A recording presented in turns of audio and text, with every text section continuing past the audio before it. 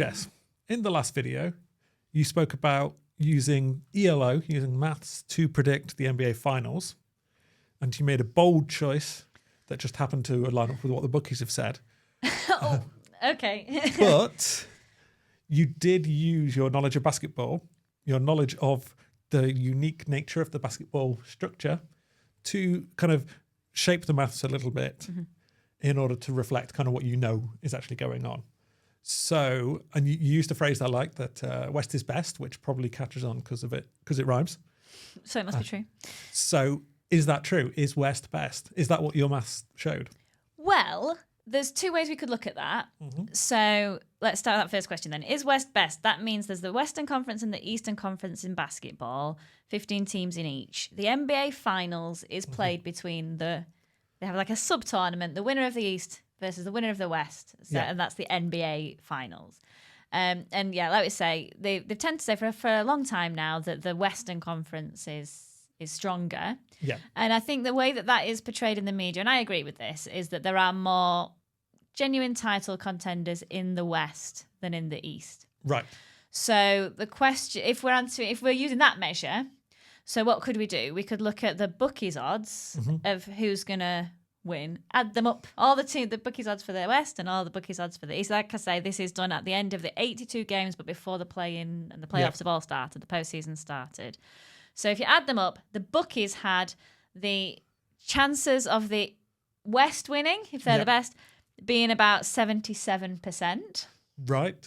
So that's interesting because I wonder if they actually offer that odds on those two, because at the end of the day it's like it's one team versus one team. So if they give you a 77% chance on that's anyway. As we talked about in the other video, I think that's been heavily skewed by the favourite, how much they've put on their favourite there. Yes. Like we say, we discussed how we thought that was looking quite so Oklahoma City have got like nearly 50% chance of winning. So they're really dominating that. Yeah. If we use, like we say, the Elo ratings that I did and my adjustment as well, it doesn't matter. They both give a 61% chance of the winner coming from the West. So you're a bit more even though. So I'm closer to the 50. That would be, these two things are totally even, but not as drastic as the book is. Interesting. But like you've said before, I think maybe mine a bit less so, but the book that is the conventional. I've just said to you that it's sort of a thing that we say that, and I would agree with it. So, of course, the bookies do reflect public opinion in a way, don't they, with their probabilities. They're using great maths, but they're also using what the markets are doing. Yeah, their maths involve what people are doing in the market as well as the sporting results. And like I say, they've got they are trying to predict the probabilities of things happening, but they're also trying to, their primary function is to make money.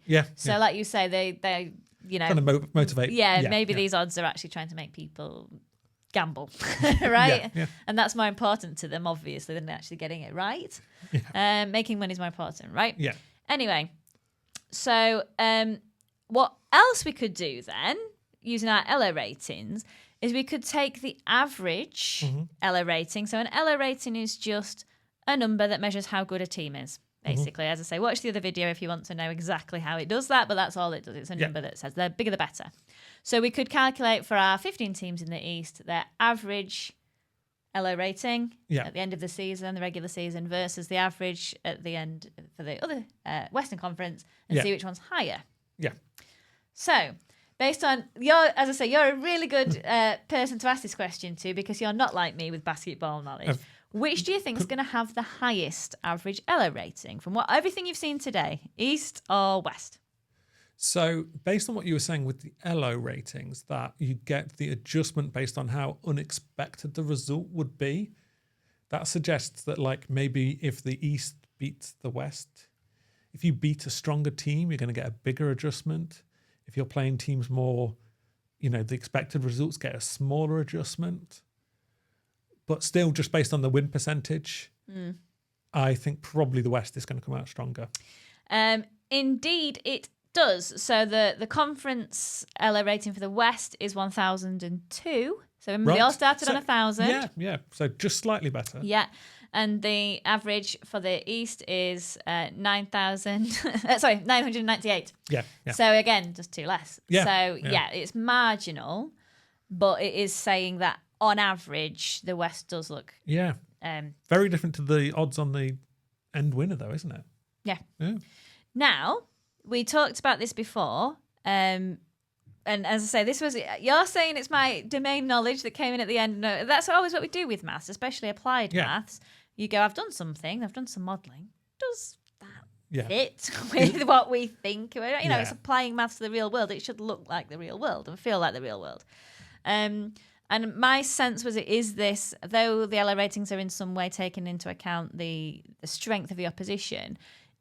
Yeah, like I said, I think there's something specific going on here where actually if you're going to be playing lots of games where you're expected to win, it still maybe doesn't quite.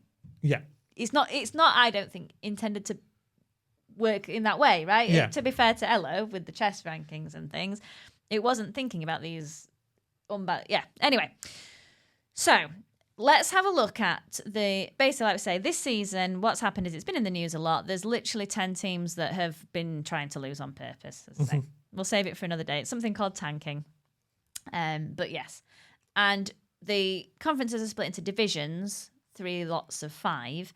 So if we've got 10 teams there, 5 in each conference, these are going to not be evenly distributed. Yes, perhaps, definitely. Across these divisions. So then I thought, let's have a look at the average division. Yes, and if, definitely. as I say, if you look at the results by division, you can see, like we say, that if you take the Detroit Pistons there in the Central Division in the East, 3 of those teams, the Bucks, the Bulls, and the Pacers, that would be some of our lowest, are all in that one division. 3 of them. Yeah. Right. Yeah. So it's going to be an easy ride for the Whereas Pistons. the other 2 divisions have only got one of these lower teams, the Nets, and so on. And it's the same story in the Western Conference. There's a division, the one with the San Antonio Spurs in, that's got 3 of these teams, and the other 2 have just got one of them. Yeah. So, let's have a look. We can just look at this, that's by the win percentage, but let's look at the average Elo rating of the conference. Yeah. Okay? Yeah. So, now, unsurprisingly, think about it, the ones that we had before with the Detroit and San Antonio, they're going to have a lower average because 3 of the teams are at the bottom. So if we look at our division ratings, we've got the Boston Celtics, the one that they're in is 1,026. The one with the Detroit Pistons is 971. Wow. And then the other one that's got neither of those top 2 teams in, but does have the Wizards in, the lowest record, that's 994. Right. So again, just below the 1,000. Yeah, so the Pistons really did have it easy this year then, it seems. Yeah. So I think that's what me and that's what the bookies are saying. Though they've got this high win percentage, maybe it's a bit misleading because they were playing a lot of games. So that's the point. You play more games against these teams, so they've had an easier, like you said, an easier ride. Let's look to the West then. See what's happening there. So the one with the Oklahoma City Thunder in, their conference Elo rating division Elo rating 1,043. Right. So they're in a tough one, just like the Boston Celtics. The one that happens to have the San Antonio Spurs in, their division rating is 975. Mm-hmm. So again, we're well below that 1,000 mark. That's, I think, the lowest of the ones that we've talked about, isn't it? Yeah. And then the other one in the West happens to have the Lakers in. That division Elo is again, it's 987, so below the 1,000 mark. So they've had a nice so like run. A losing division, you can kind of say as well. Yeah. Right. So it does, like I say, when you look at it like that, it looks like Oklahoma City did well in a good division. Yeah. Obviously, that includes their contribution, but still. Well, that's it. When I was trying to... So, let's first answer this question then. I'm going to let you answer it. So, which do you think is best? East or West? It's hard, isn't it? Yeah, definitely. So, that's where I got to the same as well. I think that let's go with that first measure where we say that actually the probability of winning... I'll come back to why I think this is dodgy in a moment. We're saying West is better, as in they have got more contenders to win. So it's only like a 4-point gap, wasn't it? Yeah. Whereas the home advantage is a 40-point gap, so it's a big difference. Yeah. Points in the ELO system, not in... Yeah, but as I say, you've just picked up on the point that I was going to make, which was both mine and the bookies and so on, when we're thinking of the probability of a team winning, it's based on the structure of the playoffs that we know is going to happen. So who's got the home advantage, which is based on the regular season. Yeah. Which if you had an easier schedule, you're more likely to have a home advantage. So again, it's sort of baked into those percentages as well. So it's really hard to answer this question. Like we say, there's a lot to be done, I think, in terms of how these unbalanced fixture lists and how, and as I say, I think it's particularly acute this year. I'm just going to throw this in as a fun fact I'd love to do as a future work, right? This is maybe a little video I'll throw in later on when I get some time. There was talk that the Oklahoma City Thunder at the start of the season could break the Golden State Warriors. Not this Golden State Warrior, right? But the record for the most wins in a single season. Yeah. They didn't do it. The Golden State Warriors have still got... Now, the Golden State Warriors this season were very strong. But I thought, looking at all this, I was like, how many tanking teams were in that division with Golden State Warriors? That team, 3. Right. So I'd love to run the numbers and look at how good they actually were. No, we have to do that. We have to do that. Yeah. That's happening. Right. We'll, so like we say, we've said so many things that we're going to do in the future here. So we'll see you next time when we'll actually do some of them.